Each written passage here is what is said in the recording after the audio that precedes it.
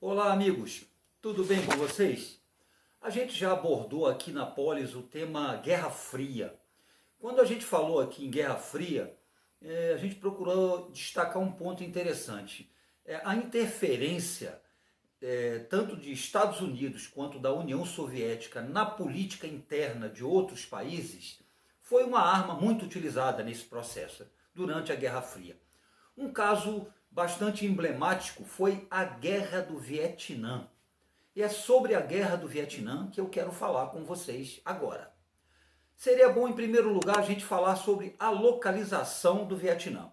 O Vietnã está localizado na península da Indochina, lá na Ásia, tá? No Sudeste Asiático. É um país pequeno, porém um país que sempre teve muitos recursos agrícolas, né? Como é o caso do arroz, é o caso do chá, a borracha, e também recursos minerais, como é o caso do carvão. Por essa razão, o Vietnã sempre foi alvo da cobiça, né, de potências estrangeiras. Então, o que ocorreu? Durante o século XIX, até o final do século XIX e início do século XX, foi alvo de ocupações de chineses, né, a China, japoneses e principalmente franceses. Acho que os franceses foram os que mais exploraram o Vietnã. O povo trabalhava no regime praticamente de semi-escravidão e todas essas riquezas naturais do Vietnã eram evidentemente carreadas para a França. Em 1930, a gente tem assim um início de reação contra a ação imperialista no Vietnã. 1930 com uma pessoa chamada Ho Chi Minh. Ho Chi Minh foi assim o grande nome do processo de luta pela independência do Vietnã. Em 1930, ele que foi um dos fundadores do Partido Comunista, ele iniciou essa luta aí pela libertação do Vietnã, né, da interferência, da ingerência estrangeira, do imperialismo estrangeiro. Durante a Segunda Guerra Mundial ocorreu um fato bastante interessante, que foi a ocupação do Japão, né, pelo Japão, dessa região do Vietnã. Eles conseguiram rechaçar os franceses e se estabeleceram ali no Vietnã. Tá? Então houve uma reação contra essa ocupação japonesa, a luta se intensificou mais e a derrota no Japão acabou facilitando, né, a vitória dos vietnamitas. Ocorre que, após a expulsão aí dos japoneses, foi fundado o Vietnã do Norte, justamente aí sob o comando de Ho Chi Minh. O Vietnã do Norte que adotou um modelo político socialista, né? Portanto, alinhado aí, pelo menos em termos ideológicos, com a União Soviética. Então se formou o Vietnã do Norte. O sul do país, ele acabou formando um outro governo, tá? Um outro governo liderado por Ngo Dinh Diem, tá? Um governo que não tinha as mesmas características do Vietnã do Norte, aquelas características socialistas ou comunistas, e que acabou formando aí uma ditadura.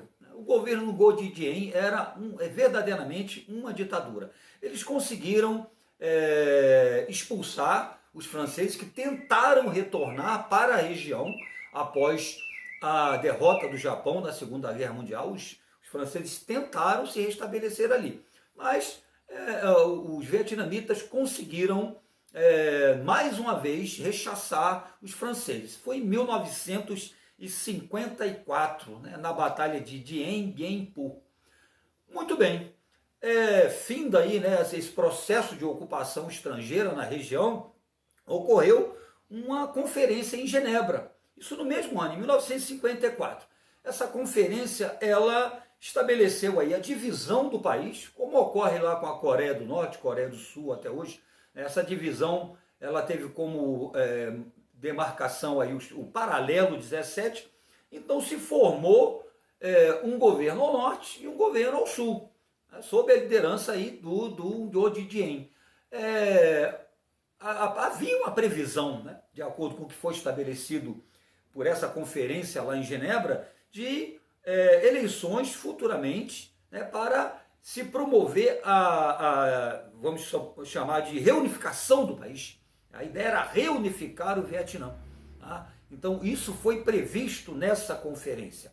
Ocorre que essa ditadura que foi instalada no Vietnã do Sul, ela começou a sofrer uma reação, porque essa ditadura confiscou terras que camponeses possuíam, que haviam recebido após a expulsão dos japoneses e a expulsão definitiva dos franceses. Então houve uma reação aí no Sul, né? E essa reação foi liderada pelo exército Vietcong, tá? Contra a ditadura que ali estava implantada.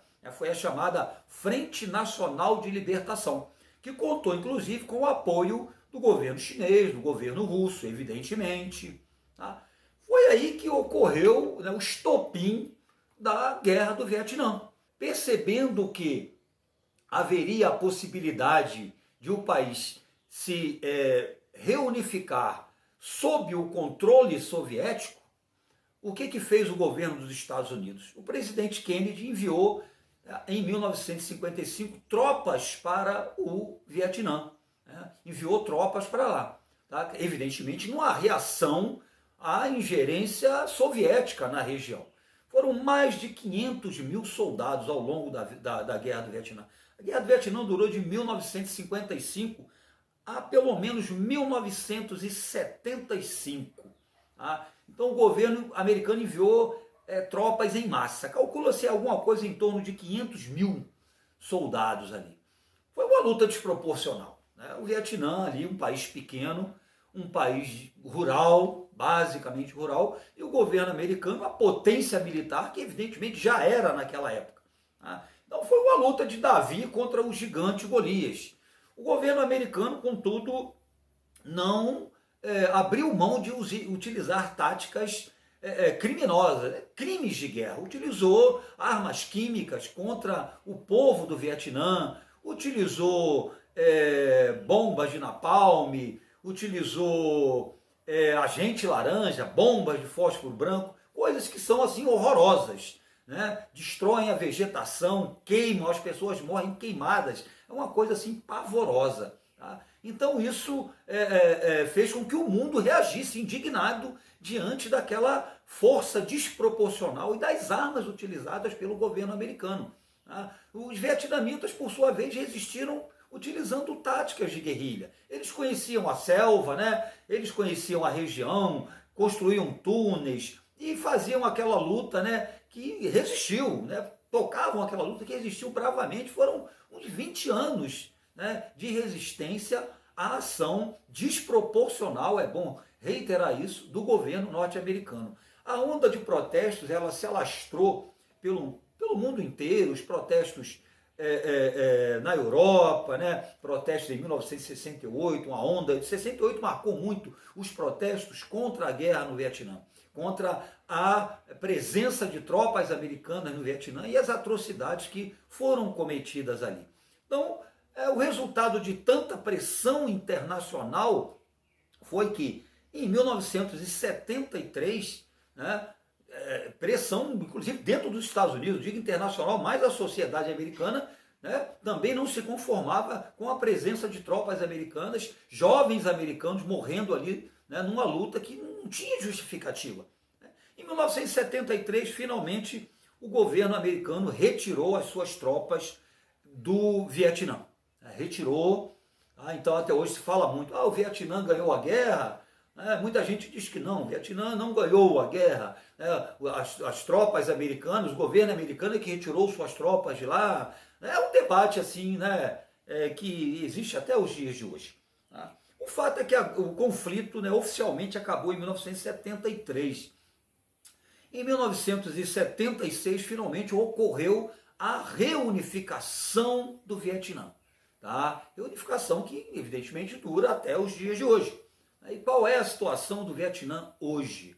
O Vietnã hoje é um país que adota um modelo político-econômico misto, né, socialista, mas que tem uma economia aberta para a iniciativa privada, para investimentos estrangeiros. E, pasme, hoje o maior parceiro econômico do Vietnã são os Estados Unidos. Então, a Guerra do Vietnã foi assim um dos episódios mais sangrentos e tristes ocorridos durante o processo de Guerra Fria. Tá? Conflito longo, conforme a gente falou, durou de 1955 até mais ou menos 1975. Em 76 a gente fala na reunificação do país. Tá bom, gente? Então é isso aí. Se você quiser saber um pouco mais sobre a Guerra do Vietnã, eu recomendo a você esse livro aqui. Tá? É um livro da nossa autoria. Nós que escrevemos, chama-se Muito Além dos Arrozais. Ele tem como pano de fundo a Guerra do Vietnã, um romance, uma ficção ocorrida durante a Guerra do Vietnã. Tá? É um livro bastante interessante. É um livro que já está esgotado, infelizmente, ele está na sua terceira edição, mas vocês podem adquirir em livrarias virtuais que vendem livros esgotados ou livros usados, vocês podem adquirir. Tá? Muito Além dos Arrozais. Foi um livro que trouxe muita alegria para a gente participou de Bienal Internacional. Tá? Então fica aí a dica, fica aí a sugestão para você, tá bom? Então é isso aí, gente. Ó, um grande beijo e até a próxima.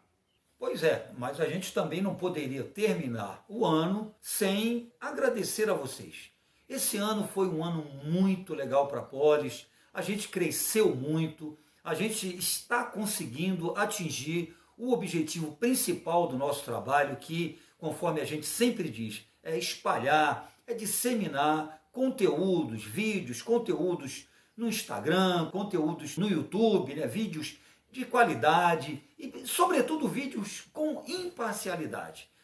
Essa é a regra número 1 aqui da Polis, a imparcialidade. E a gente cresceu muito, a gente foi, inclusive, parabenizado pelo YouTube, pelo crescimento que a gente teve em 2020. E esse crescimento a gente deve a você. Tá? Muito obrigado por ter dado essa força, por continuar com a gente. Compartilhe, continue ajudando a gente aí nesse trabalho, inscreva-se, vamos espalhar conteúdo de qualidade para que as pessoas possam ter acesso à informação segura e imparcial. Muito obrigado aí pela força que vocês nos deram. E um ano de 2021 mais tranquilo. A gente merece, você merece, nós merecemos um ano mais tranquilo. Tá? Então, muita paz para você, muito sucesso, muita saúde e obrigado por toda a força que vocês nos deram esse ano. Um feliz 2021 para vocês.